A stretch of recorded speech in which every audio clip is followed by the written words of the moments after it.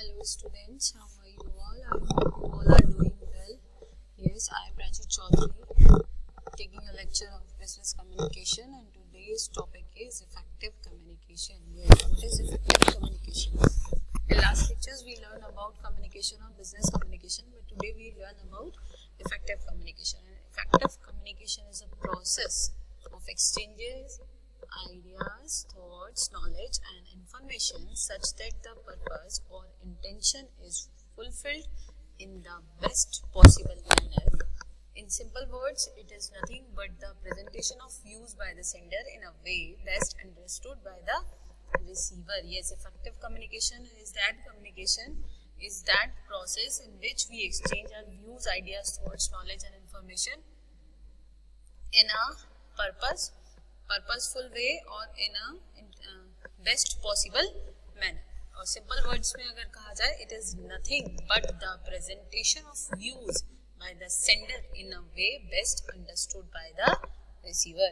Yes, तो effective communication क्या है कि most essential है organization के लिए, और मेनली जो यूज होता है इफेक्टिव कम्युनिकेशन जब आप किसी को कोई रिपोर्ट सेंड करते हो, कोई मेमोरेंडा सेंड करते हो, कोई लेटर सेंड करते हो, तो जो मीडिया आप यूज करते हो वो इफेक्टिव होना चाहिए. जो आप वर्ड्स यूज करते हो वो इजी होने चाहिए, अंडरस्टैंडिंग होने चाहिए. मतलब एक ऐसी जो इन्फॉर्मेशन आप सेंड कर रहे हो वो पर्पसफुल होनी चाहिए और ऐसी होनी चाहिए कि आपका जो रिसीवर है वो इजीली उसको रीड आउट कर सके और अंडरस्टैंड कर सके.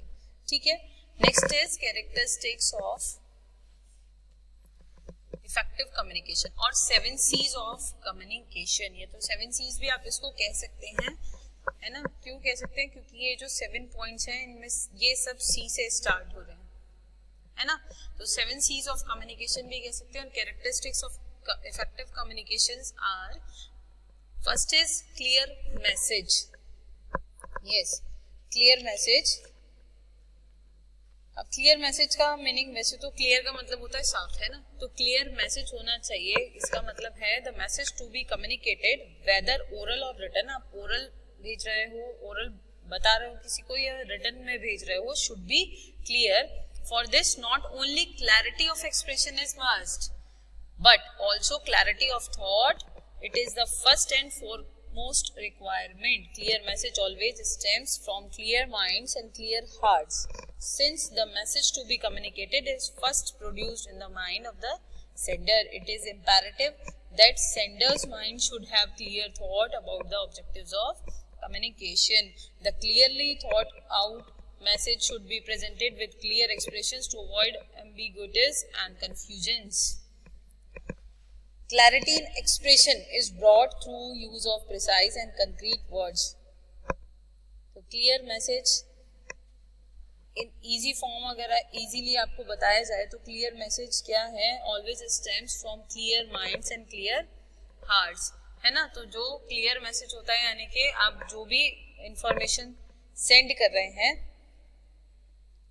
वो कैसी होनी चाहिए? क्लियर होनी चाहिए. जो आप जो भी मैसेज डिलीवर करना चाह रहे हैं, है ना, जो मैसेज आप डिलीवर करना चाह रहे हैं, जो सेंडर है उसके लिए जरूरी है कि वो जो मैसेज कन्वे कर रहा है वो एक सिंपल और इजी लैंग्वेज में सेंड करे, जिससे एक सिस्टमेटिक फ्रेम से सेंड करे, जिससे कि नेक्स्ट जो पर्सन है, जो रिसीवर है, उसको रिसीव करने वाला, वो इजीली उसको अंडरस्टैंड भी कर सके. यानी कि बहुत टिपिकल वर्ड्स का यूज नहीं करना है ना. जो इम्पोर्टेंट बात उसमें कही गई है बस वही मेंशन करें. ठीक है. Second is correct message. Correct message, ये कह सकते हैं आप, the information communicated must not be वैग और falls in any sense. It must be free from errors and grammatical mistakes. यानी कि करेक्ट मैसेज का मतलब है उसमें कोई ग्रामेटिकल मिस्टेक ना हो, है ना, वो फ्री हो एरर्स से, उसमें गलतियां ना हो. जैसे आपके सामने ये स्क्रीन शो हो रही है, इसमें यहाँ फुल स्टॉप है तो यहाँ फुल स्टॉप होना चाहिए, इसलिए यहाँ फुल स्टॉप है. ऐसा ना हो कि कहीं पर फुल स्टॉप ना हो, है ना, कहीं पर कॉमास ना हो, बस एक यहाँ से स्टार्ट किया हो लिखना और नीचे तक लिखते ही चले गए, या बोलते ही जा रहे हैं, कहीं पे कोई फुल स्टॉप नहीं लिया, है ना.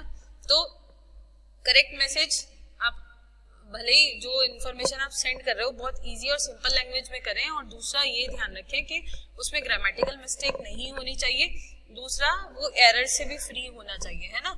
यानी कि जो भी आप मैसेज फॉरवर्ड करेंगे वो क्लियर और करेक्ट फॉर्म में करेंगे। थर्ड इज कंप्लीट, और कोई भी बात अगर अधूरी रहती है, जैसे कोई इन्फॉर्मेशन इनकम्प्लीट रहती है, जैसे ज्ञान अधूरा होता है ना, अधूरा ज्ञान व्यर्थ होता है, तो ऐसा नहीं होना चाहिए। हर एक चीज की, जिस चीज की आपको नॉलेज हो वही आप दूसरे को बता सकें। और ऐसा कम्युनिकेशन में क्यों कहा गया है? कम्युनिकेशन में कहा गया है कंप्लीट मैसेज। कंप्लीट मैसेज मतलब आप जो इन्फॉर्मेशन सेकंड पर्सन को देने जा रहे हैं वो इन्फॉर्मेशन आपके पास भी पूरी तरीके से होनी चाहिए, कंप्लीट आपके पास मैसेज होना चाहिए, तभी आप नेक्स्ट पर्सन को फॉरवर्ड कर सकते हो। Communication is the base for decision making. अगर आप ये कंप्लीट मैसेज नहीं फॉरवर्ड करोगे तो ये जो डिसीजन इस कम्युनिकेशन के थ्रू लिया जा रहा है वो लेना डिफिकल्ट हो जाएगा, या प्रॉब्लम क्रिएट करेगा, ठीक है, क्योंकि ये डिसीजन मेकिंग होता है कम्युनिकेशन, ये बेस होता है डिसीजन लेने का। तो कंप्लीट मैसेज नहीं होगा तो इंफॉर्मेशन कंप्लीट नहीं होगी तो डिसीजन भी गलत ही होगा। Next is concise message. तो concise message must be short, है ना। कंसाइज मैसेज जो होता है मस्ट बी शॉर्ट, शॉर्ट कह सकते हैं आप इसको, है ना, कि शॉर्ट में होना चाहिए कंसाइज। जैसे आप एप्लीकेशन लिखते हैं, लेटर लिखते हैं, आप उसमें स्टार्ट करते हैं I back to state that I am going, तो कंसाइज अगर करना है उसको तो सिर्फ आई एम गोइंग मेंशन करेंगे। Allow me to say how useful, इसकी जगह आप लिख सकते हैं your suggestions were very useful, है ना। तो allow me to say how useful your suggestions were, इतना लंबा लिखने के बजाय आप इतना मेंशन कर सकते हैं your suggestions were very useful. तो आपको उसमें क्या होगा, मैसेज आपका कंसाइज हो जाएगा, शॉर्ट में हो जाएगा और आपकी बात भी पूरी हो जाएगी, है ना। जैसे आप टाइम के लिए ये सिंगल वर्ड्स और instead of using two words conveying the same idea, two words की जगह आप सेम आइडिया कन्वे करो। जैसे 2 वर्ड्स में 9 AM इन द मॉर्निंग पूरा लिखोगे आप, लेकिन सिंपल में अगर आप लिखो तो 9 AM लिख सकते हो, है ना। तो ये कुछ चीजें हैं जो ध्यान रखनी चाहिए। नेक्स्ट है आपका कंक्रीट। तो कंक्रीट में the communicated statement should not be vague, rather it should be concrete and specific. Concrete expressions create specific visual images in the mind of the receiver which generalized statements cannot. For example, consider the following statement: the price of washing machine is very high. The price of automatic washing machine is ₹23,000. तो दोनों statement से क्या हुआ, जो first statement है आपका वो general है, to say that the price is very high conveys different meaning to different people depending upon their economical background. क्योंकि आपने ये कह दिया कि हाँ वॉशिंग मशीन का प्राइस तो बहुत हाई है ना, तो उससे क्या होगा, जो सामने आपके रिसीवर हैं, सुनने वाले हैं, तो वो क्या सोचेंगे, हर एक कैटेगरी का व्यक्ति होता है। देखिए जरूरी नहीं है कि सब इक्वली हो, तो हर अलग अलग सब कैटेगरी होती है, सबकी फाइनेंशियल कंडीशन अलग अलग होती है ना। तो वहाँ क्या होता है कि वो कोई अपने दिमाग में इमेजिनेशन, अच्छा इतना हाई प्राइस है वॉशिंग मशीन का, प्रॉब्लम हो जाएगी। लेकिन अगर आप ऐसे कहें the price of automatic machine washing machine is ₹23,000, तो ये जो आपका सेकेंड स्टेटमेंट है ये ऑटोमेटिक मशीन आपने इसमें मेंशन कर दिया और आपने इसमें रुपीस भी मेंशन कर दिया, ये कंक्रीट भी हो गया और specific in expression as it presents definite facts. और इससे क्या होगा कि एक डेफिशिएंस मतलब फिक्स्ड आपको पता चल गया कि हाँ 23,000 में ऑटोमेटिक मशीन आ रही है ना, जो ऑटोमेटिक मशीन है उसका जो प्राइस है वो 23,000 है। तो एक फिक्स्ड हो गया प्राइस के, हाँ इतना प्राइस है, तो लोग बाग उसके अकॉर्डिंग इमेजिनेशन करेंगे, ठीक है। तो कंक्रीट कम्युनिकेशन में ये होता है कि आप जो भी आप बातें बता रहे हो वो आपकी फॉल्स नहीं होनी चाहिए, सही होनी चाहिए, कंफ्यूजन क्रिएट करने वाली नहीं होनी चाहिए, है ना, जिससे कंफ्यूजन क्रिएट हो, तो कंफ्यूजन करने वाली बातें नहीं होनी चाहिए। नेक्स्ट है आपका कैंडिड। तो कैंडिड में क्या होता है, to make communication effective effective, it is most imperative that the message should be frank and straightforward. There should not be a beating about the bush or conveying something that hinders the truth. It will lead to prejudice the doubts about the sincerity of the communicator. ठीक है, the message to be communicated should be candid, straightforward और frank, यानी कि जो भी आप message communicate कर रहे हैं वो कैसा होना चाहिए, कैंडिड होना चाहिए, यानी कि स्ट्रेट फॉरवर्ड होना चाहिए.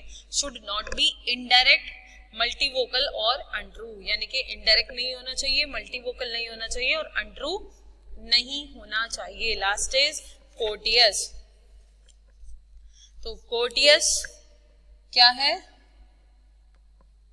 देखिए कोर्टियस में है courtesy is the message as well as manners, है ना.